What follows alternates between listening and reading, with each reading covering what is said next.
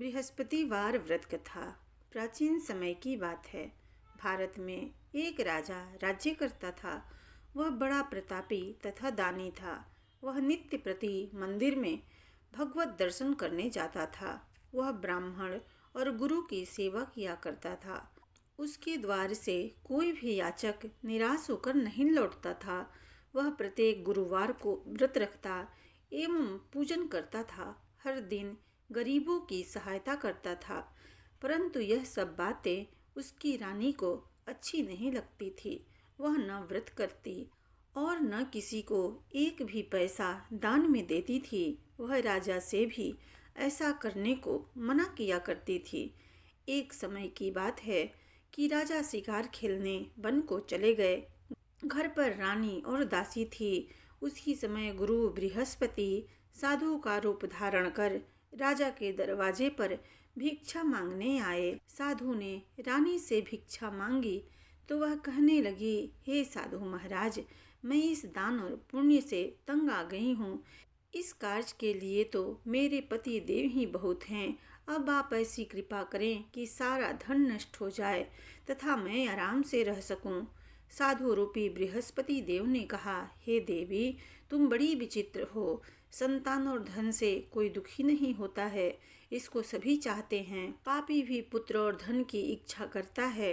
अगर तुम्हारे पास धन अधिक है तो भूखे मनुष्यों को भोजन कराओ, प्याऊ लगवाओ, ब्राह्मणों को दान दो, धर्मशालाएं बनवाओ, कुआं, तालाब, बावड़ी, बाग बगीचे आदि का निर्माण करवाओ तथा निर्धनों की कुंवारी कन्याओं का विवाह कराओ, साथ ही यज्ञ आदि करो। इस प्रकार के कर्मों से आपके कुल का और आपका नाम परलोक में भी सार्थक होगा एवं तुम्हें भी स्वर्ग की प्राप्ति होगी। परंतु रानी साधु की इन बातों से खुश नहीं हुई। उसने कहा, हे साधु महाराज, मुझे ऐसे धन की आवश्यकता नहीं जिसको मैं अन्य लोगों को दान देती फिरूं तथा जिसको रखने और संभालने में ही मेरा सारा समय नष्ट हो जाए। साधु ने कहा, हे देवी, यदि तुम्हारी ऐसी ही इच्छा है तो जैसा मैं तुम्हें बताता हूँ तुम वैसा ही करना। बृहस्पतिवार के दिन घर आंगन को गोबर से लिपना, अपने केसों को पीली मिट्टी से धोना, केसों को धोते समय स्नान करना, राजा से कहना वह हजामत करवाएं, भोजन में मांस मंदिरा खाना, कपड़े धोबी के यहाँ धुलने देना। इस प्रकार 7 बृहस्पतिवार करने से तुम्हारा सारा धन नष्ट हो जाएगा। यह कहकर साधु महाराज रूपी बृहस्पति देव अंतर ध्यान हो गए। रानी ने साधु के कहने के अनुसार 7 बृहस्पतिवार तक वैसा ही करने का विचार किया। साधु के बताए अनुसार कार्य करते हुए केवल 3 बृहस्पतिवार ही बीते थे कि उसकी समस्त धन संपत्ति नष्ट हो गई। भोजन के लिए दोनों समय परिवार तरसने लगा तथा संसारिक भोगों से दुखी रहने लगा। तब राजा रानी से कहने लगा कि हे रानी, तुम यहाँ पर रहो, मैं दूसरे देश को जाता हूँ, क्योंकि यहाँ पर मुझे सभी मनुष्य जानते हैं, इसलिए मैं यहाँ पर कोई काम नहीं कर सकता। मैं अब परदेश जा रहा हूँ, वहाँ कोई काम धंधा करूँगा, शायद हमारे भाग्य बदल जाएं। ऐसा कहकर राजा परदेश चला गया। वह वहाँ जंगल से लकड़ी काट कर लाता और शहर में बेचता। इस तरह जीवन व्यतीत करने लगा। इधर राजा के बिना रानी और दासियां दुखी रहने लगी। किसी दिन भोजन मिलता और किसी दिन जल पीकर ही रह जाती। एक समय रानी और दासी को 7 दिन बिना भोजन के व्यतीत करने पड़े। तो रानी ने अपनी दासी से कहा, हे दासी, यहाँ पास ही के नगर में मेरी बहन रहती है, वह बड़ी धनवान है, तो उसके पास जा और वहाँ से 5 सेर बेझड़ मांग कर ले आ, जिससे कुछ समय के लिए गुजारा हो जाएगा। दासी रानी की बहन के पास गई। रानी की बहन उस समय पूजा कर रही थी। बृहस्पतिवार का दिन था। दासी ने रानी की बहन से कहा, हे रानी, मुझे आपकी बहन ने भेजा है, मुझे 5 सेर बेझड़ दे दो। दासी ने यह बात अनेक बार कही, परंतु रानी की बहन ने कोई उत्तर नहीं दिया, क्योंकि वह उस समय बृहस्पतिवार की कथा सुन रही थी। जब दासी को रानी की बहन से कोई उत्तर नहीं मिला तो वह बहुत दुखी हुई। उसे क्रोध भी आया। वह लौटकर रानी से बोली, हे रानी, आपकी बहन बहुत ही घमंडी है। वह छोटे लोगों से बात भी नहीं करती। मैंने उससे कहा तो उसने कोई उत्तर नहीं दिया। मैं वापस चली आई। रानी बोली, हे दासी, इसमें उसका कोई दोष नहीं है। जब बुरे दिन आते हैं तब कोई सहारा नहीं देता। अच्छे बुरे का पता विपत्ति में ही लगता है। जो ईश्वर की इच्छा होगी वही होगा। यह सब हमारे भाग्य का दोष है। उधर रानी की बहन ने सोचा कि मेरी बहन की दासी आई थी, परंतु मैं उससे नहीं बोली। इससे वह बहुत दुखी हुई होगी। अतः कथा सुन और विष्णु भगवान का पूजन समाप्त कर वह अपनी बहन के घर आई और कहने लगी, हे बहन, मैं बृहस्पतिवार का व्रत कर रही थी। तुम्हारी दासी हमारे घर गई थी, परंतु जब तक कथा होती है तब तक हम लोग न उठते हैं और ना ही बोलते हैं, इसलिए मैं नहीं बोली। कहो दासी क्यों गई थी? रानी बोली, बहन, हमारे घर अनाज नहीं था। वैसे तुमसे कोई बात छिपी नहीं है। इस कारण मैं दासी को तुम्हारे पास 5 सेर बेझड़ लेने के लिए भेजा था। रानी की बहन बोली, बहन देखो, बृहस्पति भगवान सबकी मनोकामना पूर्ण करते हैं। देखो, शायद तुम्हारे घर में ही अनाज रखा हो। यह सुनकर दासी घर के अंदर गई तो वहाँ उसे एक घड़ा बेझड़ का भरा मिल गया। उसे बड़ी हैरानी हुई क्योंकि उसने एक एक बर्तन देख लिया था। उसने बाहर आकर रानी को बताया। दासी अपनी रानी से कहने लगी, हे रानी, देखो, वैसे हमको जब अन्न नहीं मिलता तो हम रोज ही व्रत करते हैं। अगर इनसे इस व्रत की विधि और कथा पूछ ली जाए तो उसे हम भी कर लिया करेंगे। दासी के कहने पर रानी ने अपनी बहन से बृहस्पतिवार व्रत के बारे में पूछा। उसकी बहन ने बताया, हे रानी बहन, बृहस्पतिवार को सूर्योदय से पूर्व उठकर स्नान करके बृहस्पतिवार का व्रत करना चाहिए, लेकिन उस दिन सिर नहीं धोना चाहिए।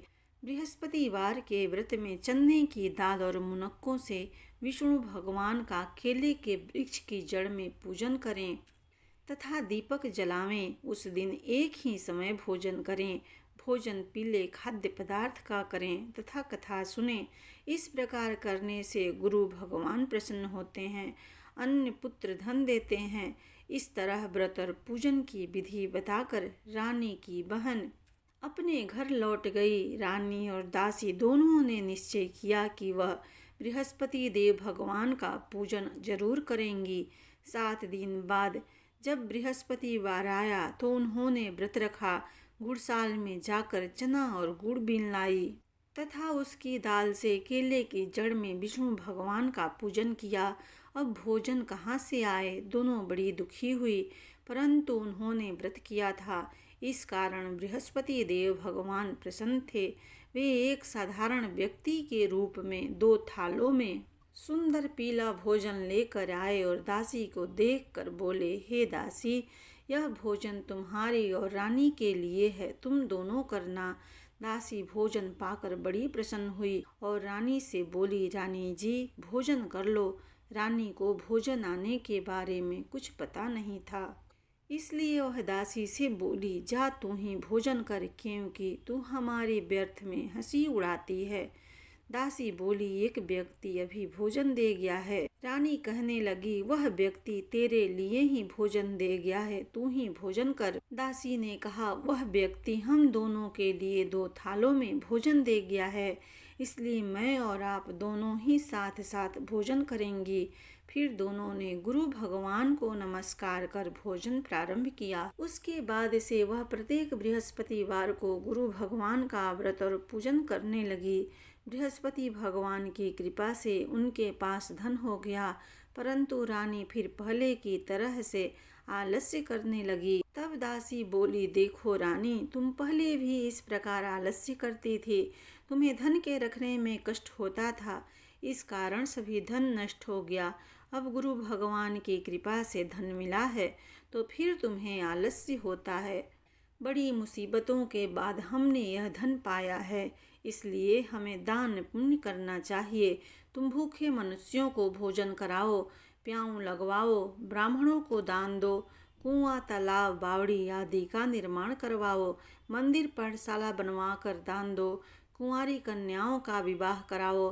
धन को शुभ कार्यों में खर्च करो, जिससे तुम्हारे कुल का यश बढ़े तथा स्वर्ग प्राप्त हो और पितृ प्रसन्न हो। दासी की बात मानकर रानी ने इसी प्रकार के कर्म करने प्रारंभ किए, जिससे उनका काफी यश फैलने लगा।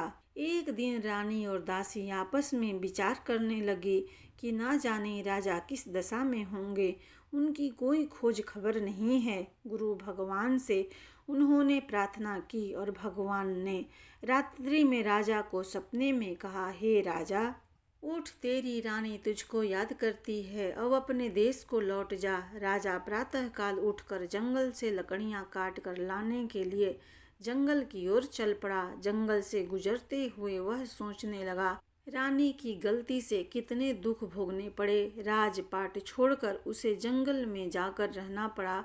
जंगल से लकड़ियां काट कर उन्हें बेचकर गुजारा करना पड़ा।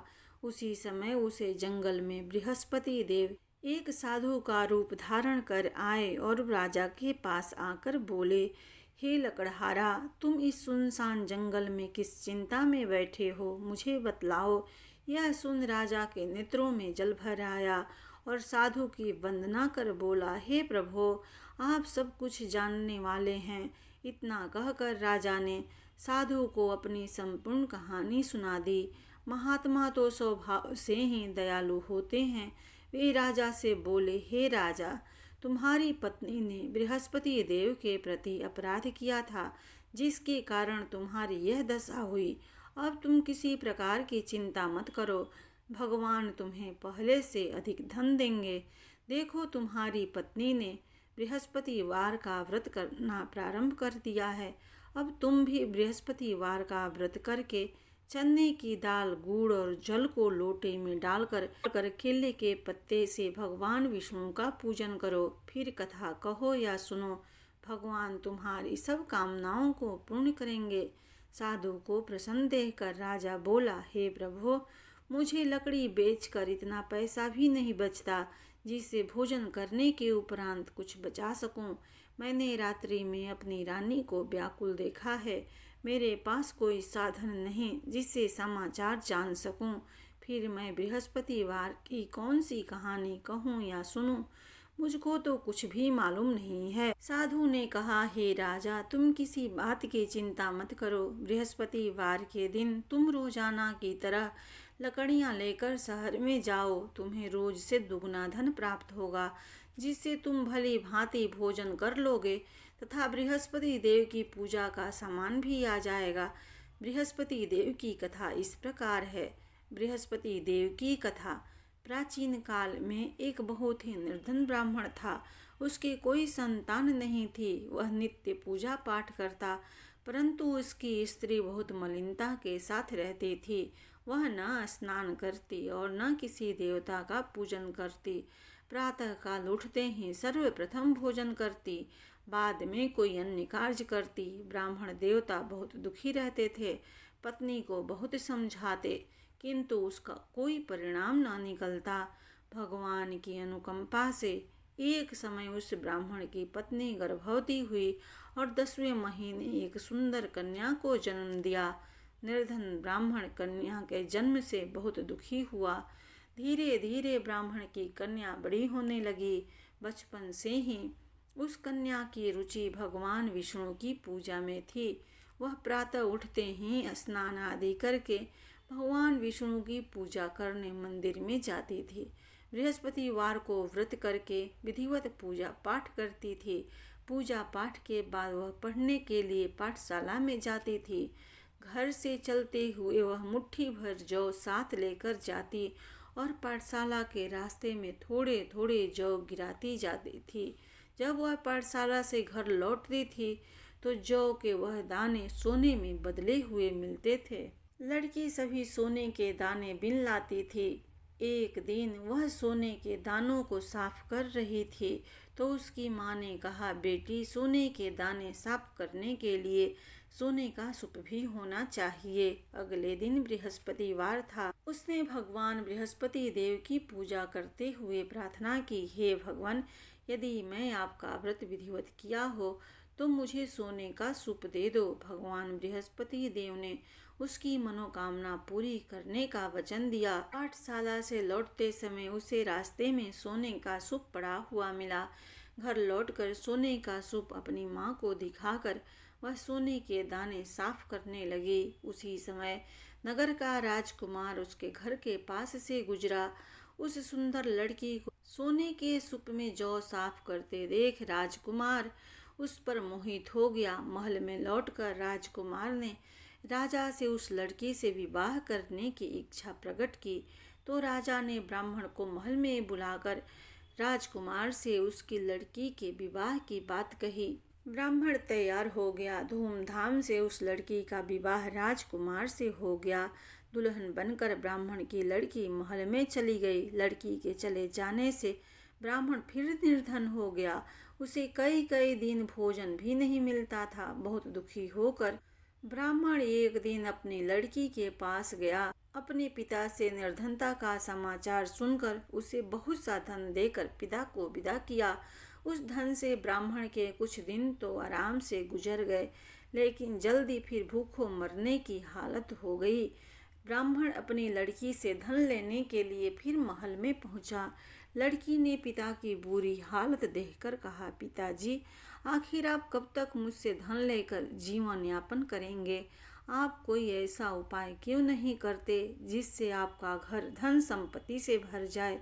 ब्राह्मण ने कहा, मैं तेरी माँ को बहुत समझा लिया, पर उसकी समझ में कुछ नहीं आता। उसकी फूहड़पन नष्ट हो, घर की निर्धनता भी दूर हो जाए, तब कुछ सोचकर लड़की ने पिता से कहा, पिताजी, आप कुछ दिनों के लिए माँ को मेरे पास छोड़ जाओ। तब कुछ सोचकर ब्राह्मण पत्नी को लड़की के पास महल में छोड़ आया। लड़की ने अपनी माँ से कहा, माँ, तुम प्रातःकाल उठकर स्नान आदि करके भगवान बृहस्पति देव की पूजा अवश्य करना। पूजा करने से तुम्हारी निर्धनता अवश्य दूर हो जाएगी। लेकिन उसकी माँ ने उसकी कोई बात नहीं मानी। तब क्रोधित होकर लड़की ने अपनी माँ को एक कक्ष में बंद कर दिया। सूर्योदय के समय माँ को उठाकर जबरदस्ती उसे स्नान कराया और फिर मंदिर में ले जाकर भगवान बृहस्पति देव की पूजा कराई। कुछ दिनों तक ऐसा करने से माँ की बुद्धि में परिवर्तन हुआ और वह स्वयं बृहस्पतिवार का व्रत रखने लगी। उसके व्रत रखने से ब्राह्मण के घर में भगवान विष्णु की अनुकंपा से धन की वर्षा होने लगी। दोनों पति पत्नी धन संपत्ति पाकर आनंद पूर्वक जीवन यापन करते हुए विष्णु धाम को चले गए। लकड़हारा बने राजा ने उन साधु से भगवान बृहस्पति देव की यह कथा सुनकर बृहस्पतिवार का व्रत करके भगवान विष्णु की पूजा की। उस दिन से उसके सभी कलेश दूर हो गए। लेकिन अगले बृहस्पतिवार को कामकाज में अधिक व्यस्त रहने के कारण उसने भगवान बृहस्पति देव जी का व्रत नहीं किया। भगवान बृहस्पति देव लकड़हारा से क्रोधित हो गए और उसे भूल की सजा दी। उस दिन नगर के राजा ने नगर में घोषणा करके सबको सूचित किया, प्रत्येक नागरिक मेरे महल में भोजन करने आए। जो नहीं आएगा उसे अपराधी मानकर भारी दंड दिया जाएगा। लकड़हारा बने राजा ने उस नगर के राजा की घोषणा तो सुनी, लेकिन जंगल से लकड़ी काटकर लाने और उन्हें बेचने में देर हो जाने के कारण वह समय पर महल में भोजन करने नहीं जा सका। अतः राजा के सैनिक लकड़हारे को पकड़कर महल में ले गए। राजा ने उसे महल के कक्ष में बैठाकर भोजन कराया। उस कक्ष में एक खूंटी पर रानी का सोने का हार लटका हुआ था। लकड़हारा अकेला उस कक्ष में भोजन कर रहा था। तभी उसने एक आश्चर्यजनक घटना घटती देखी। देखते ही देखते वह खुट्टी हार को निगल गई। थोड़ी देर के बाद राजा ने हार को गायब देखा तो लकड़हारे को कारावास में डलवा दिया। लकड़हारा मन ही मन अपने भाग्य को कोसने लगा। तभी उसे जंगल में मिले साधु का स्मरण हो आया। थोड़ी देर के बाद बृहस्पति देव सन्यासी के रूप में उसके सामने प्रकट हुए और कहा, हे लकड़हारा, तूने भगवान बृहस्पति देव की पूजा नहीं की, इसी कारण तुम्हें कष्ट हुआ है। लेकिन अब चिंता मत करो, बृहस्पतिवार के दिन कारागार के दरवाजे पर तुम्हें कुछ पैसे पड़े हुए मिलेंगे। उन पैसों से भगवान बृहस्पति देव का व्रत करके उनकी पूजा करोगे तो तुम्हारे सब दुख नष्ट हो जाएंगे। बृहस्पतिवार के दिन दरवाजे पर पड़े मिले पैसों से चना और गुड़ मंगाकर लकड़हारे ने बृहस्पतिवार की कथा कही तो भगवान बृहस्पति देव ने प्रसन्न होकर उस नगर के राजा को सपने में लकड़हारे को कारागार से मुक्त करने को कहा। सुबह राजा ने अपने कक्ष में जाकर देखा तो खूंटी पर रानी का सोने का हार लटका हुआ था। राजा ने लकड़हारे को मुक्त कर दिया और उसे धन और आभूषण देकर विदा किया। लकड़हारा बना राजा उस नगर से चलकर अपने नगर में पहुंचा तो उस नगर में कुएं, धर्मशाला, बाग बगीचे देखकर बहुत प्रसन्न हुआ। राजा ने किसी से पूछा कि धर्मशालाएं किसने बनवाई हैं। सबने उसे बताया कि यह सब रानी और उसके दासी ने बनवाए हैं। राजा महल में पहुंचा तो रानी ने उसका भव्य स्वागत किया।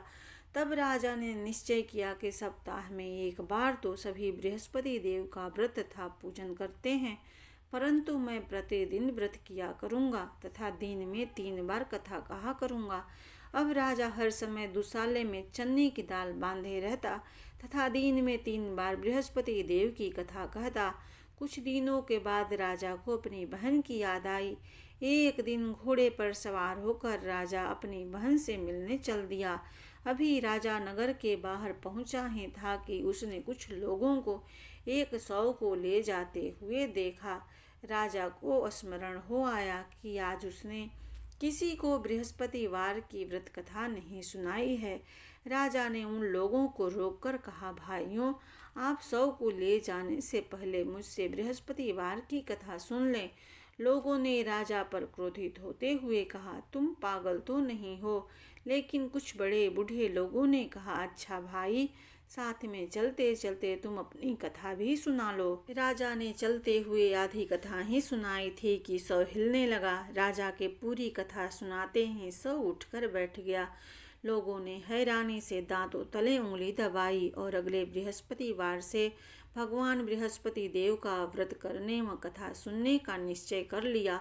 अब घोड़े पर सवार राजा चलते हुए एक किसान के पास पहुंचा। किसान अपने खेत में हल चला रहा था। राजा ने कहा, रे भाई, मुझसे बृहस्पतिवार की कथा सुन लो। किसान झुंझलाकर बोला, रे भाई, देख नहीं रहे, जितनी देर तक तुम्हारी कथा सुनूंगा उतनी देर में तो पूरे खेत में हल चला लूँगा। राजा निराश होकर चलने लगा। तभी किसान के बैल लड़खड़ाकर जमीन पर जा गिरे तथा किसान के पेट में भी जोरों का दर्द होने लगा। उस किसान की पत्नी जब खाना लेकर आई तो उसने किसान से इस बारे में पूछा। किसान ने घुड़सवार की पूरी कहानी सुनाई। किसान की पत्नी दौड़ती हुई राजा के पास पहुंचकर हाथ जोड़कर बोली, भैया, मैं तुम्हारी कथा सुनने को तैयार हूँ। राजा ने उसके साथ खेत पर पहुंचकर बृहस्पतिवार की कथा सुनाई। तभी बैल उठकर खड़े हो गए तथा किसान के पेट का दर्द भी तुरंत ठीक हो गया। राजा अपनी बहन के घर पहुंचा तो उसकी बहुत आवभगत हुई। अगले दिन सुबह उठकर राजा ने देखा घर के सभी लोग भोजन कर रहे हैं। किसी भूखे को बृहस्पतिवार की कथा सुनाए बिना राजा भोजन नहीं करता था। उसने बहन से कहा, बहन, क्या घर में कोई ऐसा व्यक्ति है जिसने अभी तक भोजन न किया हो? उसकी बहन बोली, भैया, हमारे घर में तो क्या, आपको पूरे नगर में कोई ऐसा व्यक्ति नहीं मिलेगा जिसने सुबह सुबह भोजन न किया हो। तब राजा ने बहन के घर से निकलकर उस नगर में बिना भोजन किए व्यक्ति की तलाश की। एक गणरिये के घर में उसका बेटा बीमार होने के कारण भूखा रह गया था। राजा ने उसको जाकर बृहस्पतिवार की कथा सुनाई। कथा सुनते सुनते गणरिये का बीमार बेटा बिल्कुल ठीक हो गया। सबने राजा की बहुत प्रशंसा की। एक दिन राजा ने अपनी बहन से कहा, बहन, अब हम अपने घर जाना चाहते हैं, तुम भी हमारे साथ चलो, कुछ दिन वहाँ रहकर लौट आना। राजा की बहन ने अपनी सास से पूछा तो सास ने ताने देते हुए कहा, बहू, मायके जाना हो तो अकेली जाना, मेरे पोतों को नहीं ले जाना। तुम्हारे भाई के कोई संतान नहीं है, कहीं तुम्हारी भाभी मेरे पोतों पर कोई जादू टोना ना कर दे। दूसरे कक्ष में बहन की सास की बातें सुनकर राजा दुखी मन से अकेला ही अपने नगर को लौट गया। रानी ने राजा से कहा, आप तो अपनी बहन को साथ लाने की बात कह कर गए थे, फिर बहन को साथ क्यों नहीं लाए? तब राजा ने दुखी होते हुए कहा, रानी हम निसंतान हैं, इसलिए कोई हमारे घर आना पसंद नहीं करता। रानी ने राजा को समझाया, हे प्राणनाथ, हमें बृहस्पति देव ने सब कुछ दिया है, अब भगवान बृहस्पति देव हमें संतान भी अवश्य देंगे। बृहस्पतिवार को विधिवत व्रत करते हुए राजा रानी ने भगवान बृहस्पति देव से संतान के लिए प्रार्थना की। कुछ दिनों के बाद उन्होंने सपने में दर्शन देते हुए कहा, हे राजा, तेरी मनोकामना अवश्य पूरी होगी। 1 सप्ताह बाद ही रानी गर्भवती हो गई। 10वें महीने रानी ने एक सुंदर पुत्र को जन्म दिया। राजा रानी जीवन पर्यंत बृहस्पतिवार का व्रत करते रहे। उनके घर में धन की वर्षा होती रही। इस तरह आनंद पूर्वक जीवन यापन करते हुए राजा रानी भगवान बृहस्पति देव की अनुकंपा से मोक्ष को प्राप्त करके सीधे वैकुंठ धाम पहुँच गए। बृहस्पतिवार को विधिवत व्रत करके जो स्त्री पुरुष भगवान विष्णु की पूजा करते हैं, भगवान उनकी सभी मनोकामनाएं पूरी करते हैं। इति श्री बृहस्पतिवार व्रत कथा। बोलिए बृहस्पति भगवान की जय।